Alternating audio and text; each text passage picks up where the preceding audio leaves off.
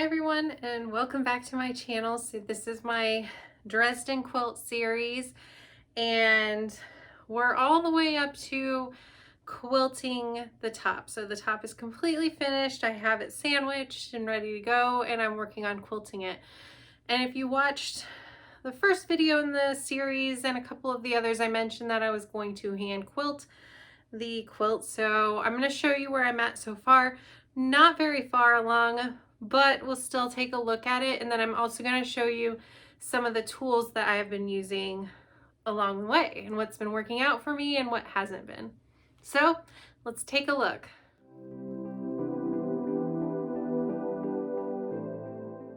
Okay, so first I'm going to show you the quilt, like kind of up and where I'm at. Hopefully you can see all I've been doing really is just going around the seminal piece sashing. That's all I've been working on so far, and I'm really not very far along with it. You can kind of see it better on the back, and I am definitely not perfect with getting the same stitch length as I work and stuff like that, but I'm really liking how it's looking, and it feels so nice. Like, I feel like when I use my sewing machine to quilts, I usually just do straight lines, but it's so tight and compact, and this just feels like really, really cozy. So I'm really liking that with doing it this way. So what else have I decided to quilt on it? Because I'm not just going to do the quilting there. So I got some stencils on Amazon, and here's one of them. You can see it okay. So these I'm going to kind of put in the corners around the Dresden circles. I did one somewhere on here, and I'll show you what I mean. So I'm going to do those just here on the four corners to quilt that in a little bit more.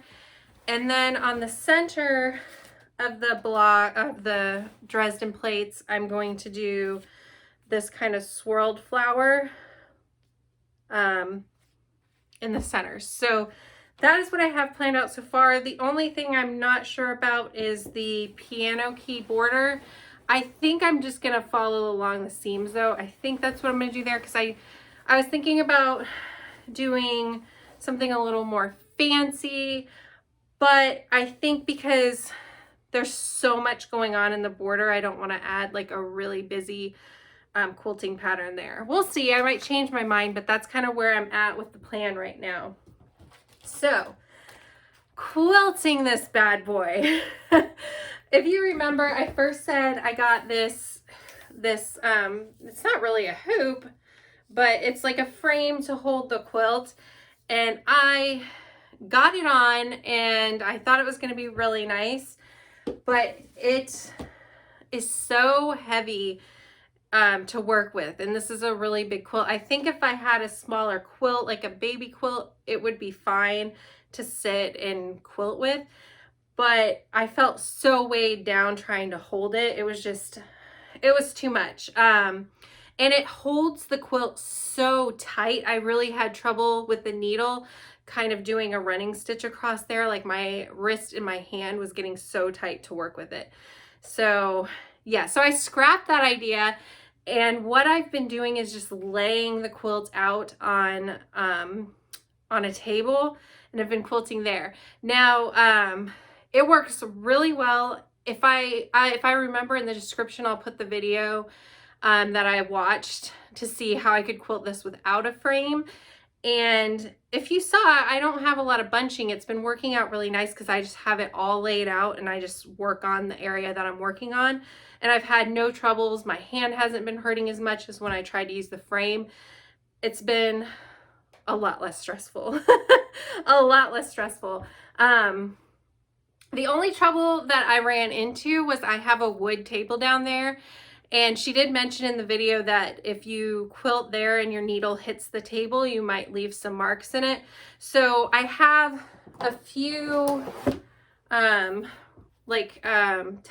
like this for template rulers like this, and I just put one under my workspace, and my needle just hits that, and I haven't had an issue. You could also use like a cutting board something like that. So keep that in mind depending on your table if you do decide to quilt on your table like that, that you want to protect it.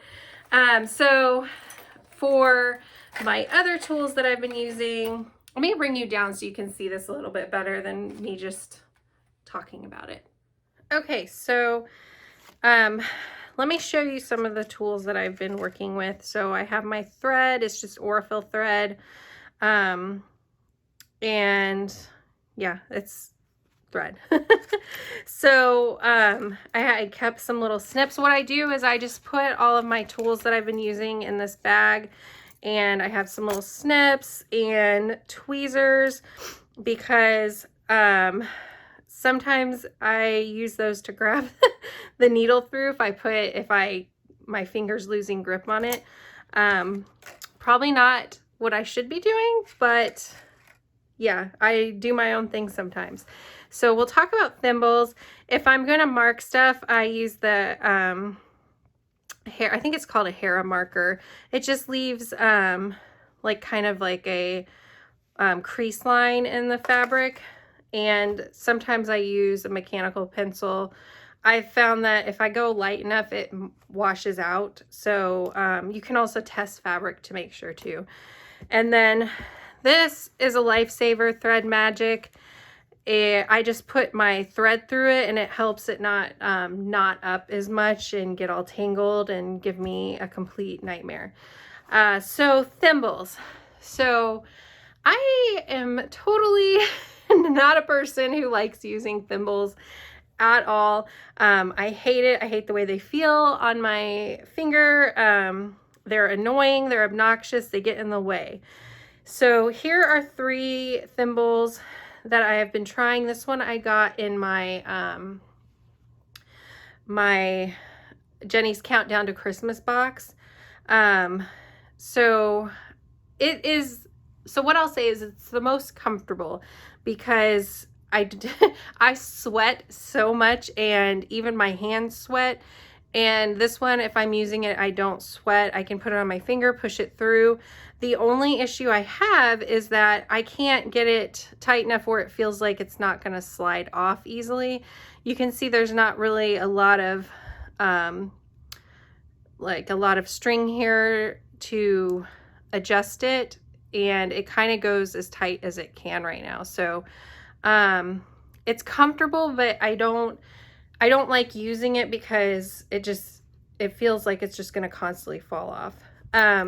Just a traditional thimble here, it's just not comfortable on. It doesn't feel good. This one I really, really like. So here it is. It's a Clover flexible rubber thimble, and it feels good on, but it's so hot for me. I sweat so easily, and that's why I was saying I keep the tweezers, because my hand will get so sweaty, and then I can't get a good grip on the needle to pull it through.